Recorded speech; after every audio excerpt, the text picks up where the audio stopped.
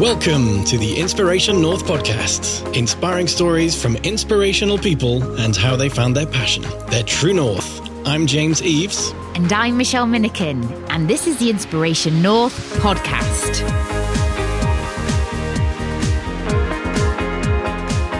Today's episode, Finding Fulfilment with Sonya Morton-Firth. We talk about being told she'll never amount to anything and doing everything to prove them wrong, how the best way to get good at something is to give it a try, and the importance of exploring your gifts and who you really are. Sonya is the founder and host of the Sonya Morton-Firth Show. Her guests are inspiring, influential, and courageous. Her mission is to shine a light on these people, give them a platform to tell their amazing stories, and promote a positive mental mindset amongst viewers.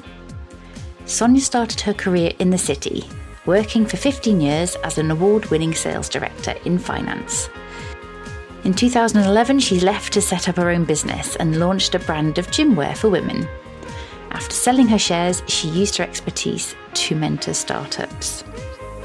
Sonya is now an accredited executive coach, working with entrepreneurs and CEOs to enhance their performance. Passionate about health and fitness, Sonya is qualified in personal training and nutrition. She has written for numerous health and fitness magazines and competed on stage in physique competitions. Well, thank you ever so much, Sonya, for coming on the podcast all the way from sunny Richmond. I always think it's sunny down south. Do you know what, Michelle? It is actually sunny, but about an hour ago it was peeing down with rain. Oh, we're having a lovely summer. Yes, us too up in the north. It's sunny here, but yeah, the clouds are big clouds. Well, listen, I feel really honoured, James and Michelle, to be on your wonderful podcast, because I'm usually doing this the other way around, so it's quite nice to be on the other side of it. Yes, it is. It's funny being on the other side. So yes, I have to say a big thank you to Rebecca for being our lovely talent scout, finding you in a coffee shop. So yeah, thank you, Rebecca. Rebecca will be listening, so thank you, Rebecca. Awesome. So the first question we ask all of our guests is, Sonya, did you know what you wanted to be when you grew up? Did I know? Do you know what? It's quite a difficult question to actually, if you go back and think about it, because I think we've had so many things, and I was trying to think about it. What did I want to be when I grew up? And if I'm answering like just really quickly, I always wanted to be a dancer, a ballet dancer. Or I wanted to be Charlie's Angels. Can you believe it? I used to love dressing up. My mum had this, we used to have this great big dressing up of all my mum's old 60s clothes. And I think her wedding dress was in there as well. And I remember me and my friend, my school friend, who used to dress up. I think we used to nick my mum's makeup as well, put that on. And yeah, play Charlie's Angels. So I was either going to be a glamorous detective or a ballet dancer. It was one of those two things. Why can you do both? No, you do both, yes. Sadly, I've done neither of them. Oh. So I did take up adult ballet about 5 years ago, and I went through a bit of a stage of hiring someone to teach me how to do ballet. And I nearly got to the first exam, and then I didn't. It's like, yeah. And then I figured I might be too old for this. I can't quite see me on stage at Covent Garden, although maybe I could see me in a little tutu in Covent Garden. Who knows? You can do what you want, can't you? You're never too old to be a ballet dancer. Well, you're never too old. So I think you're absolutely spot on. You are never too old. But I think what happened is so many other different things and pressures got in the way with obviously your mother and your father, and my mum and dad were divorced. But I was getting both angles. And they brought me up very well and all the rest of it. My mum did her best. I'm from Newcastle, as you know. And in those days, being from divorced parents was really unusual. And I actually remember this specific moment of the school teacher. I must have been I must have been about 8, I think.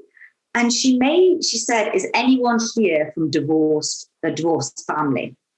And I remember putting my hand up. I looked around and there was literally 2 other people in my class of about 30 to 35 putting their hand up. And I can tell you, I'm sure today that would be a very different story. But wow, can you imagine the teacher asking that? And I just remember thinking the shame. I felt really ashamed of being only 1 out of 3 kids from divorced family. Anyway, my point being, my mum did a great job bringing me up. But I guess you get all these different values and norms and saying, you should do this, you should do that. Society, your teachers saying, you need to have a nice proper job and go into university, go to sixth form, go to university, get a proper job, blah, blah, blah. So no, I didn't become a ballet dancer or of Charlie's Angels.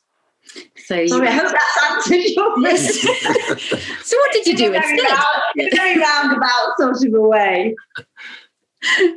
So yes, what was the path then? So after that, I was always told, I was one of these kids that could never concentrate. She doesn't concentrate enough. She'll never amount to anything. She's daydreaming. She's talking in class. I was the naughty girl at school. I was a little bit of a rebel.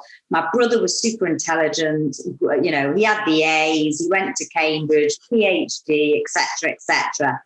And I was the naughty girl that went to the comprehensive and smoked at the Metro Centre back in the day. We all know, everyone in Newcastle. It's a rite of passage thing, isn't it? But outside the Blue Mall. And now we are going, all the listeners out there, I'm going back quite a number of years before anyone's thinking, she's evil smoker. So I was always told I was never going to amount to anything. And in fact, I remember my dad I think they'd lost faith, and that he sent me to this careers counselling class in London, because he lived in London. And I sat there from this comprehensive school in Newcastle, and the rest of the people, because my dad had paid for this, the rest of the girls, because it was mostly girls, in this room were all from private education, top schools around the country. And I remember one girl turning to me and going, "So what school do you go to?" And I said, "Oh, I go to Newcastle High School, Newcastle Comprehensive." "You go to a comprehensive with boys?" With boys? It was one of those moments of, I'm going to have fun here. I'm really going to have Yes. Anyway, we had a series of ridiculous aptitude tests, whatever they gave you. And I sat in front of the person that looked at all of this in the end of the day and just went, "You're thick as pig shit. You're not going to amount to anything. Don't bother doing a degree. You'll be lucky to come out with sociology skills or whatever, those communication skills."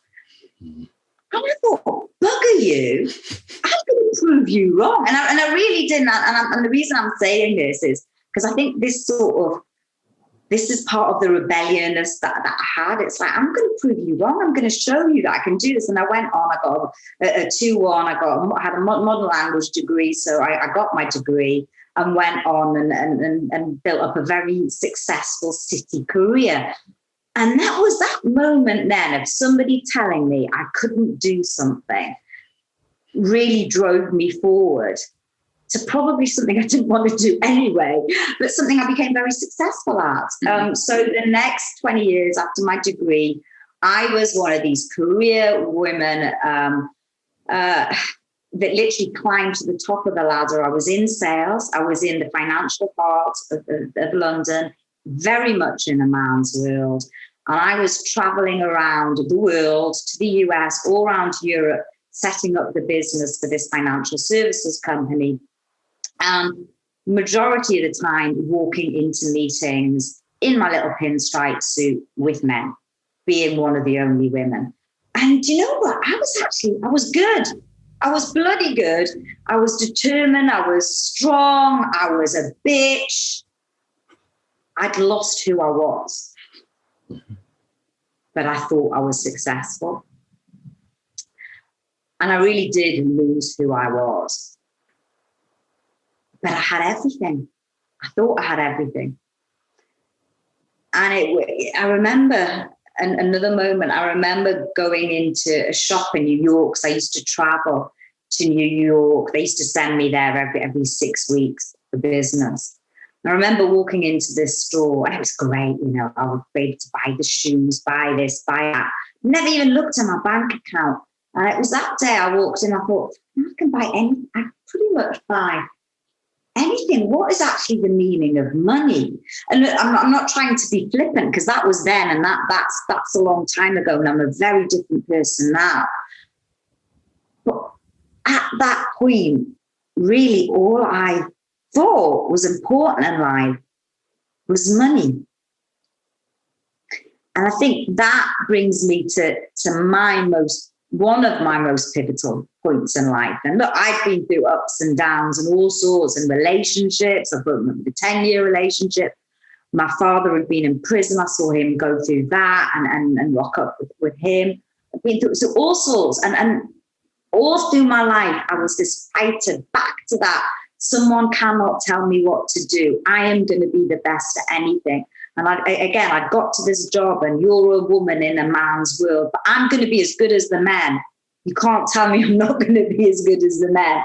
And yes, it might mean I've got to act like a man, because let's face it, as women, we become, and I'm not saying all women, but certainly back in those days, you had to become aggressive. And we're not all of us are naturally aggressive like that.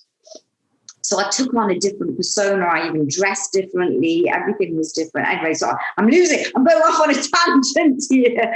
I'm going back in my memory banks. I'm back to this moment of waking up one day, and it was like a cliche.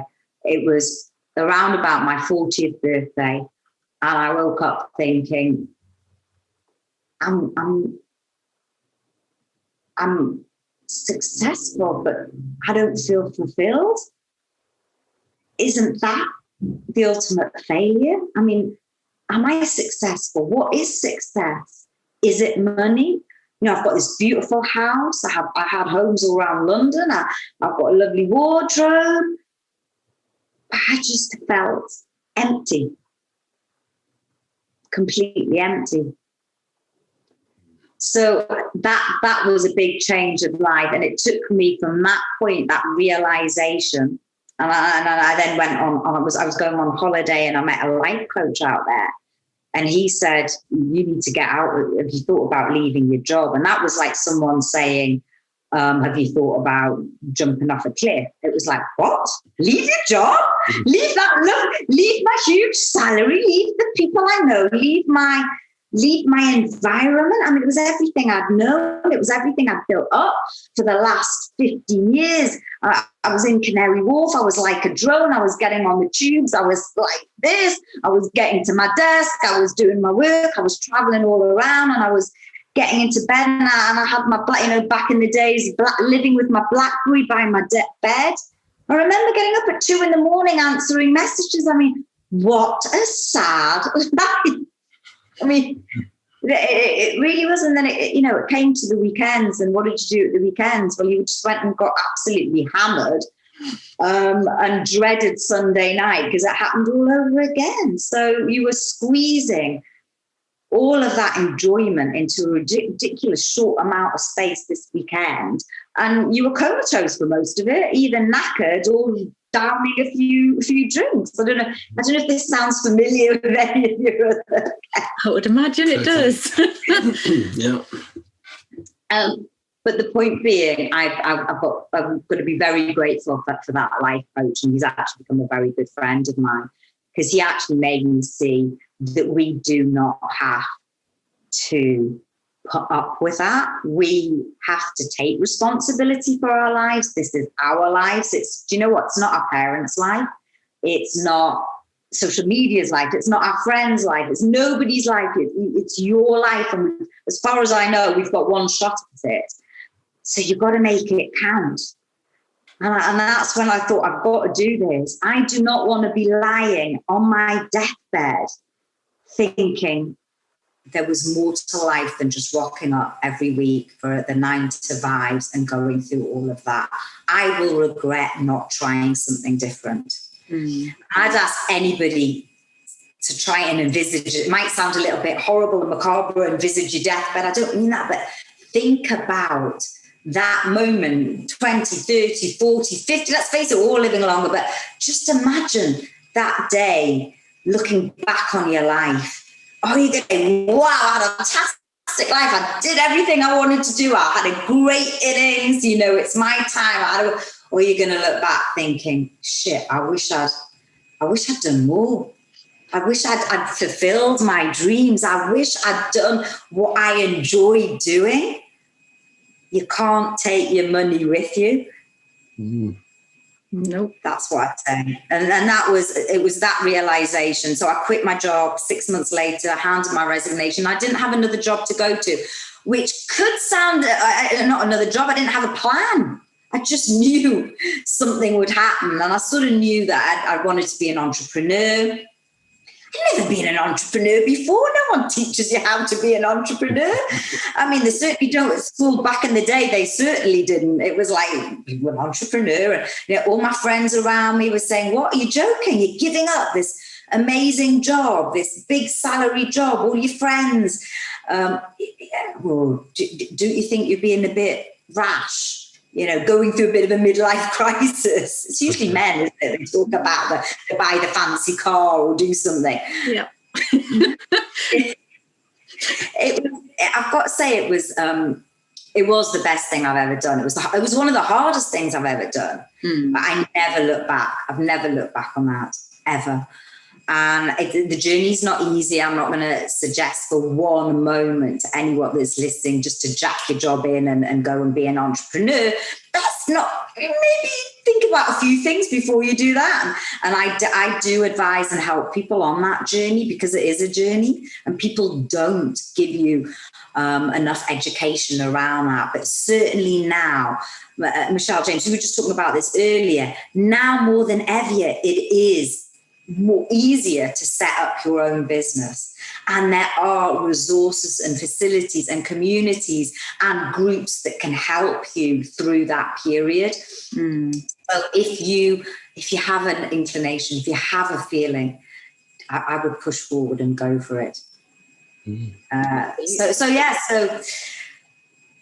So I did that, and I had a passion for health and fitness, believe it or not. I retrained as a personal trainer. I knew I didn't want to be a trainer, but I got my qualification and I wanted to set up some sort of business. And I met a business partner and we started our own fashion brand in gym wear for women. Bloody stupid idea. Sorry, it wasn't a stupid idea, but the hardest thing I've ever done is setting up a fashion brand. You know, as a woman, you think, oh, look at that. Oh, if only they did that to it. Oh, they should have brought it out in that colour. Or why didn't they style it like that or fit it like that? I now know why. It is so hard. But wow, what a steep learning curve. We learned everything from stocks, how to launch a brand, cut, paste, whatever, fabrics, what fabrics do, different sizes of women, what women wear, what they wanted to wear, what colours they were. I mean, we learned everything. We went all across England to try and find a factory that would produce our goods at a good cost price. We then overstocked. I had literally leggings in my back bedroom up to the wall. My business partner, she had tops and bra tops up to the wall in her place. And we sat there and, you know, because we couldn't afford it, everything, we'd put all the money into the business. We were sitting folding, putting them into nice little packages and sending them out in the post. Well, that was the hardest thing I ever did. And before long, I mean, it was successful. We launched, we started selling, we're online, and the business is still going. I had another pivotal moment a few years into the business where I realized I'd lost track of who I was and all those lovely things that I thought life was after corporate life wasn't what I expected running your own business. And this is one thing that I would say to any entrepreneur that is thinking about leaving corporate life is it can be excuse my French, fucking scary and full on running your own business. And if you think corporate life was hard, then being an entrepreneur, there's no respite. It can be 24/7. It can be. And I think that's what I thought back in the day. And I'd had this hustle. I was from a sales background. And I thought I had to apply that same hustle to my business. And I burnt out. I burnt out. And I woke up again 2 years later into the business. I was very lucky that my business partner bought me out. She bought my shares, which was fantastic. So there I was, reinventing myself yet again.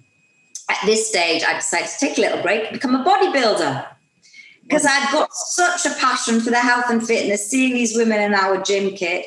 So at the age of 44, I got on stage at the O2 in a bikini, flexing my muscles in front of a huge audience. Another one of the most scariest things that I've done. But wow, what a kick. And I loved it. And again, going back to your very first question that you asked me about what do you want to be when you grew up? Well, it might not have been Charlie's Angels. It might not have been a ballet dancer, but I wasn't on the stage and I was in front of people. And that's what I realized I love doing. And it was a part of that. And I was proving something to myself.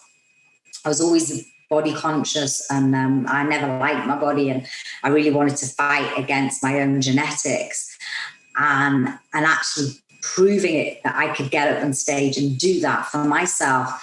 I mean, that beats any corporate job working for the man, because all you're doing is feeding his back pocket. In the end of the day, whatever they tell you, they don't care about you. They don't give a shit about you.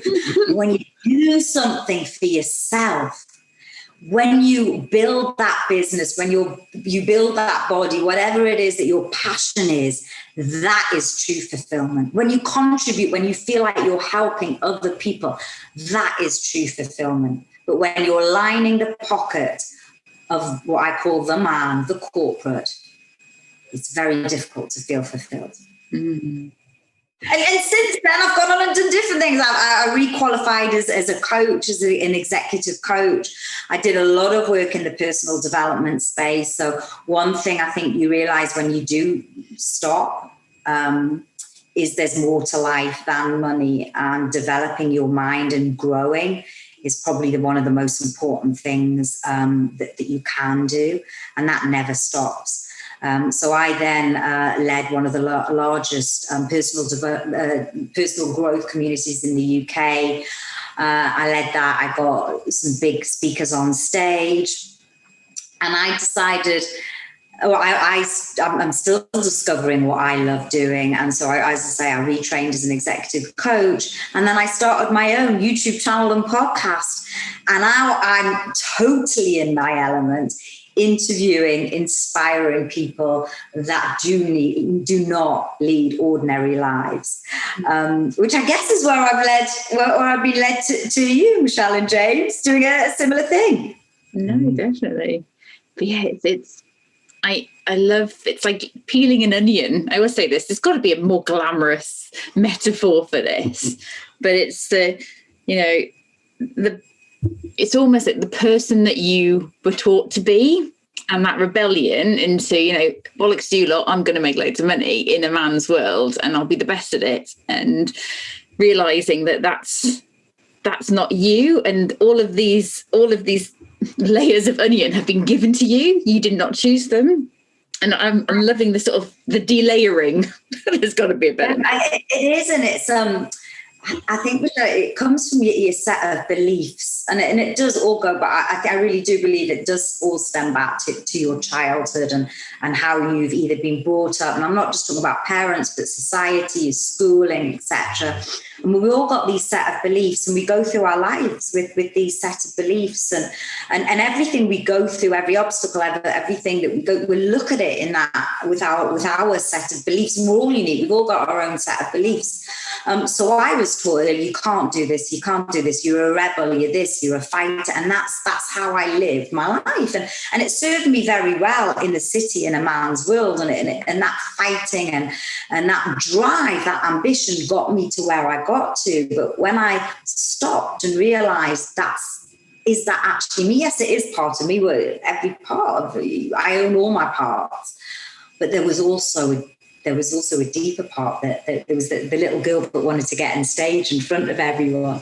Yep. The person that loves to grow, the person that is just so interested in other people and wanting to make them shine.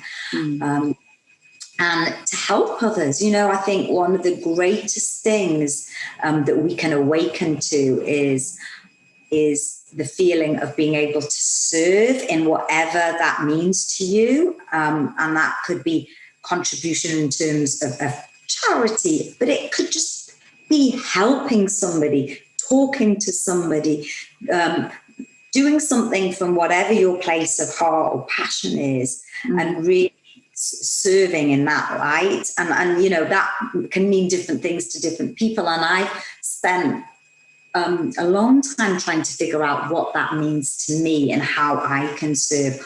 What is my value? And I think that if everybody sort of stops and looks and thinks about, well, what is your value? Who are you? What are you here to bring? Because I do believe each of us has a gift within. I know it sounds a bit corny and a bit like, oh yeah. But that gift can be anything. It could be, oh my God, one of the greatest gifts, and I'm not a mother, be a mother to a child. And that in itself is an amazing gift. It could be being a cook. You could be the most amazing cook and love cooking and seeing people appreciate your amazing cooking. The gift can be anything. But too many of us associate money with success and that gift. And that is where I think we've got it wrong as a society.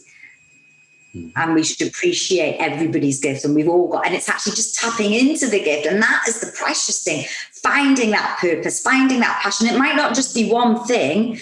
It might be different things at different moments of your life. Because let's face it, we're all growing older. And, I'm very different to the person I was at 20. I'm about to have a very big birthday coming up soon, which I'm frightened, scared, like anything about. But I'm a different person. I will be a different person at 50 than I was at 40, than I was at 30, than I was at 20. And I think there are pivotal moments in each part of your life, and there are gifts that come to you in each part of those lives. And the appreciation now I've got for life is having the time to explore those gifts. And I think this time more than ever has given us the time to explore who we really are. Absolutely. Because it can be quite easy, can't it, if you can get into yours. You talked about your career and the sort of nigh on 2 decades, that you might even have these whispers of I've always fancied being this. I've always wanted to cook, or I really want to be into fitness, or I totally want to change careers. But it's very easy to numb that. And that's almost get to the weekend. Well, I'm just going to go out and get lathered. 2-for-1 cocktails on a Friday night. Yeah. Yeah. Just go out and get battered. And it's numbing all that kind of the intuition and the voices that are saying, this isn't right. Something's not quite fulfilling me. But we then numb it through the week. I've personally done it, and it's how to kind of dial up the volume on those, but then actually do something about it. Not just crank it out till retirement, and then by that point it's not too late, but you've maybe spent 20 years doing something you didn't want to do. And I think it's that it's doing something about it. It's that taking action and not having that, I guess, that victim mentality of, oh yeah, but it's all right for you to say that, but I've got bills to pay, I've got this, I've got that. We've all got our stories. Every one of us have got our stories. And I'm not for 1 minute saying it's I was in a very privileged position because I did come out of my work with some savings and some money, and not everyone's in that position. And certainly children today, if they're starting out and wanting to be an entrepreneur, should be encouraged to do that. But like you said, James, it's so easy just to blank it all with a couple of drinks or, a few drinks and forget actually about who you actually are and just think, well, I'm just going to go through this instant gratification of my 2 days on the lash because I've worked hard, I've worked for it, I've worked all it. Yeah. I deserve it. And oh my God, what a stressful life I've got. Let's have another drink. And that's not, I'm not saying don't have a drink or anything like that. That's not don't enjoy your life. But it's just taking that time, like say, just to actually let those feelings come up and just ask yourself, do you actually enjoy your life? Mm-hmm. Are you actually really doing what you want to do? And the answer might be yes, fantastic. But if there's an inclination, like you said, is that inclination, oh, I love cooking, or I love doing this, or if only I could just spend a bit more time doing that. Why don't you just scratch that itch? Just do it. Mm. Yeah, go and do like a little starter course, or go to Betty's or Raymond Blanc's cookery school and do a half-day session. Take some holiday and do a half-day session and then try it out. And you don't even have to commit to anything. Yeah. And I would say that to people, if you don't want to suddenly jack in your job, just try something then. I'm not talking about a side hustle because I think you could burn the candles at two sides, but just try something, it doesn't have to, it could just be one evening a week or, on the weekends rather than go and get lashed, maybe spend a Saturday afternoon doing that certain something that you love doing. And there are so many groups out there, like on Facebook, social media or whatever, that you can even go in, dabble, ask people questions. Well, how much time will it take? What sort of commitments involved? I can guarantee you now we've got the internet, we've got social media, we've got so many resources and tools that it's quite easy to pursue a business or a hobby or a passion without jumping fully into there, without deciding to say, well, is this something I really, really want to do? Mm-hmm. And you know what? Even if you do it and you find out you don't like it, isn't it better to have done it? To say, well, at least I tried that. I'm glad I tried it, but it's not for me. Let me try something else. Or I'm glad I scratched that itch rather than regretting it. Mm. And that's where I always come back to. Just if you really what have you got? Ask yourself, what have you got to lose? And you know what? Your mind will try and tell you everything. And don't listen to the fucker, excuse me. Don't listen to the there, because your mind is there just to protect you. It wants you wrapped in cotton wool all the time. So it will give you every single reason why you should not change a situation, because change is scary for the mind. And it will say, what do you think you're doing that? Who do you think you are? Don't be so stupid. That's not going to work. No, it will tell you all of these things. And that's why you just go, no, you know what? Thank you very much for letting me know, but I'm going to try this anyway. Do not listen to that mind. You are not your mind. You are not your thoughts, absolutely. You are not your thoughts, exactly. And just be aware of those. But yeah, there's lots of practical tips. If people are trying to sort of think, well, what is my purpose? What is my passion? And I'd say there isn't just one purpose or one passion. Your life usually shows signs of it.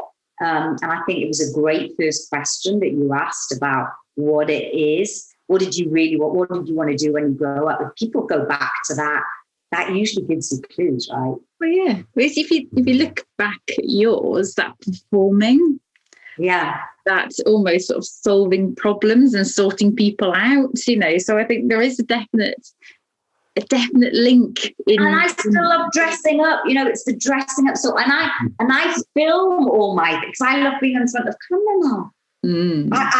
So my podcast goes out on the YouTube, and I knew I had to have that element to it, because that's my value. That's one of my key values, and we've all got different values. And that being in front of camera as a little girl, obviously. In fact, you can see that going back. I wanted to be Charlie's Angel, but it is. So if you go back to what it is you wanted to be when you were little, What does your life show you? What do you get out of bed and not have any? You don't have to. I mean, this word motivation that's bandied about. If you have to be motivated to do anything, then you don't really value it. It's what you actually inspired within to do that does not take any thought, that you just do automatically. Those are the things you love. What do you read? What do you talk about with your friends? You know, there are all sorts of patterns. What things are around your home or your house? It will all give you clues to things that drive you forward, your purpose and your passion. Yeah. So I would say it's with anyone exploring that and thinking a little bit harder about what really drives them, because living from your true values and from a sense of purpose, it gives you that fulfillment more than anything else. If you fill your day with your high priority values, what you value, you will feel more fulfilled.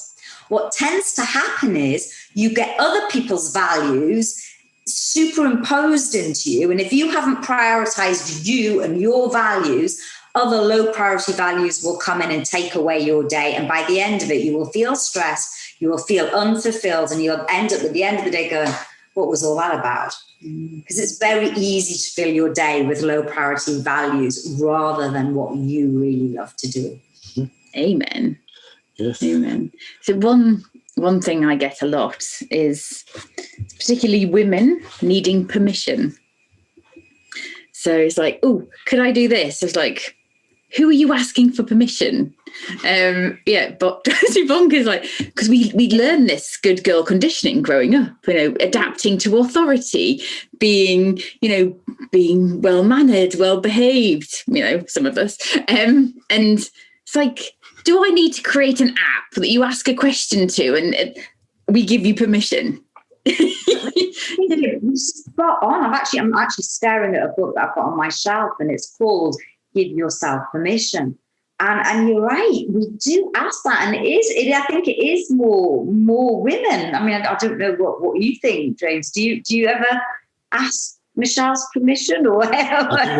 I do sometimes, and she and I was like, oh crap, I've just asked for permission there, and I'll change it, and I'll say, no, I'm not going to ask you. Just give him the look. I'm just going to go and do this because it's like the Pavlov dog bells ringing in my head. It's sort of don't you be asking for permission? Yes. Permission, yeah.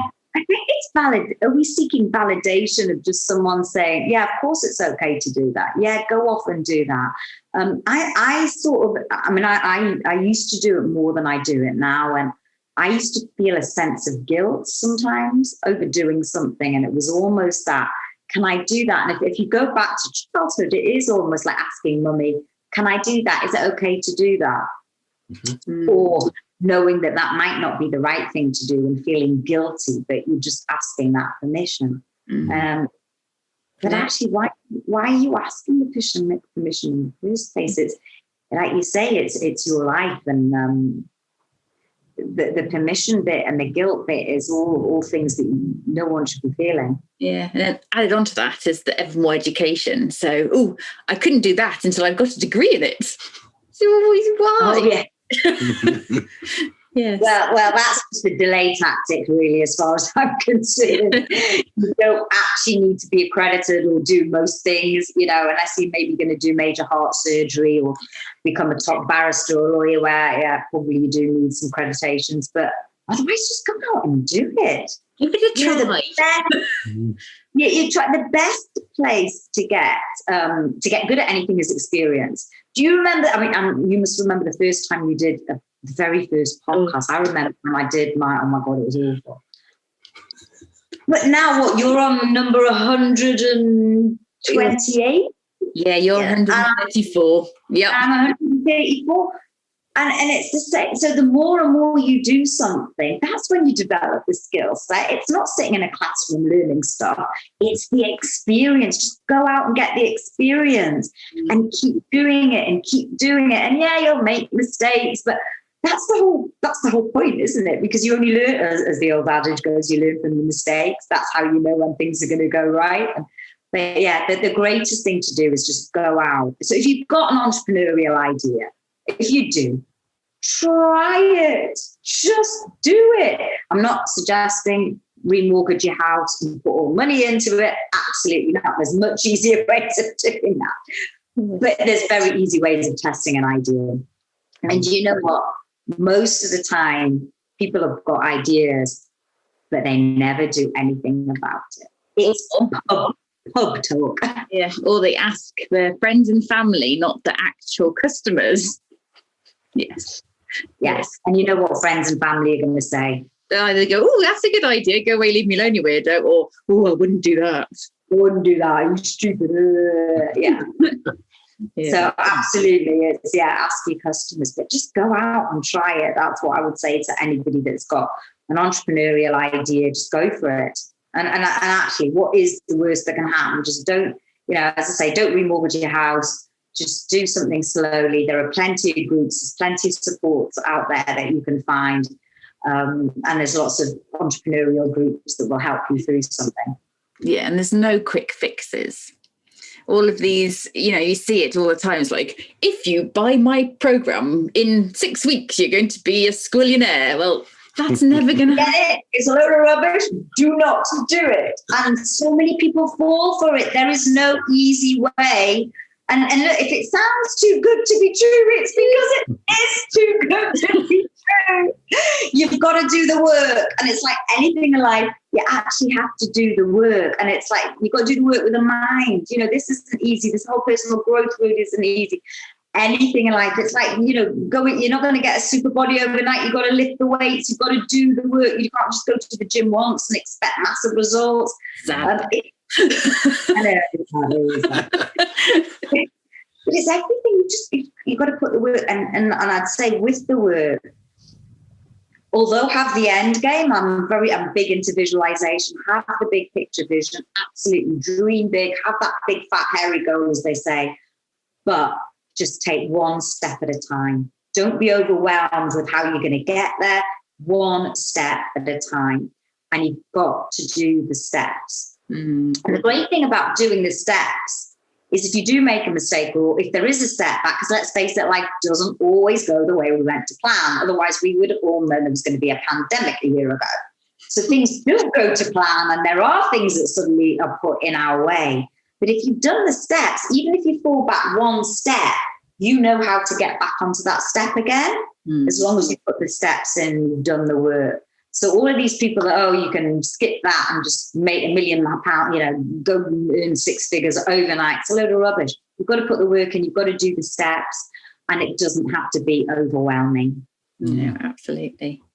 Totally. Okay, Sonya, we're going to move on now to totally lower the tone with our quick fire question round. So James, take it away. Question number 1. What's the most absurd thing that has become reality for you? The most absurd thing that has become reality? I guess the bodybuilding. If someone had said that years ago, you're going to become a bodybuilder and stand on the stage in your bikini and on the O2 in front of a massive audience, I would go, you're having a laugh. Yeah, no way. Me, a bodybuilder? I mean, I'm actually quite small. And when I say bodybuilder, people are expecting this big, Arnie, massive muscle sort of person. But yeah, I guess that can be the most absurd thing. And people that look at me go, yeah, right, no. That's brilliant. Question number 2. What should parents stop teaching their children? The word you can't. Stop saying don't say you can't do this, you can't do that. That has got to be the worst. And language is so important. When I say language, the words we use, especially to our children, I don't have children, so I can't best to say this, but those words, you can't, can actually affect a child. And actually, a child can do anything, and anyone can do anything if you think about it. So those very words, you can't, I think should be taken from the dictionary. Absolutely. And then question number 3. Which fashion trend makes you laugh or cringe every time you see it? There are quite a few, I think. A few. And there have been quite a few that I've been guilty of having. God, I mean, snow wash jeans weren't a good look, although they might be even coming back. What are the fashion trends? Oh my gosh. Geordie jeans and sweater shop jumpers. Geordie jeans turned up, rolled up with high heel shoes. Do you remember that? Or the plastic, I don't know, we're going back, the plastic bag. It was like this plastic bag that was all netted and you put stuff in that just fell out. It was like a jelly bag, like the jelly shoes. Yeah. I mean, that was a bit ridiculous. Yeah, there's been some fairly, I mean, you know, there has been some fairly cringy fashions. Yeah. Sorry? Permed hair. Permed hair. And I did used to have big curly hair back in the day. With the fringe. The fringe, the big curly. And do you remember, I was a big Bros fan. And do you remember those shoes with the big buckles and the things on the shoes you used to put? You turned up your jeans. Oh, there was all that. Yeah, there was a lot of going on there. Thank God Facebook wasn't around, is all I can say. Yes, exactly. Yeah, definitely. Cool. So if we could go back to your 18-year-old self, Sonya, what advice would you give to you? Okay. It's a hard one. I'd look at her and in the eyes and I'd say, you are loved, because I think everyone needs to hear that. You are loved and you are an amazing woman. And remember that. Take more risks, do everything and anything, and stop overthinking. It would be along or something like that. But I think certainly, I mean, that might sound a little bit woo-woo, but feeling you're enough and loved it's a massive thing in life. And I think too many people don't put enough emphasis on loving themselves and think that's, you know, does that mean you've got to be big-headed? No, love who you are. Love the good bits, the bad bits, all of the bits. Love, embrace it, and shine and show the world who you are. And that is, I think that knowing that as an 18-year-old, you can do anything. You are amazing. Just go ahead and do it and take a risk. Take a risk and do it. And don't overthink, because we all overthink. And as soon as you let overthinking happen, that stops. That's paralysis doesn't happen. Absolutely. Great advice. So for our listeners, if you would like to follow Sonya, see what she's up to, a couple of places. You can go to YouTube at the Sonya Morton-Firth Show, or the website sonyamortonfirth.com. Well, we've really enjoyed chatting with you today, Sonya. So thank you for being our guest. I've had a laugh. It's been wonderful. I really, honestly, truly thank you so much. You're doing an amazing job. And, I know what it's like running a podcast. So thank you. And thank you for having me a guest on the show. Thank you very much.